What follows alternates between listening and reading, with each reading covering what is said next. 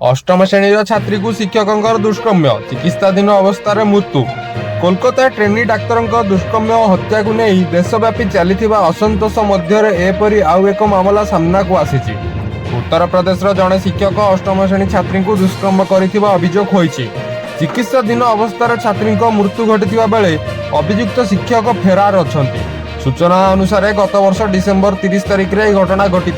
अभियुक्त विश्वम्बर सार जड़े क्रीड़ा प्रशिक्षक से छात्री को एक क्रीड़ा प्रतियोगिता भाग नेबाक कही घर को नहीं एवं सेठारे दुष्कर्म करथिले, किंतु छात्री जनक एही बाबद घरे काहाकू जणाई नथिबा परिवार लोक कहिसंती।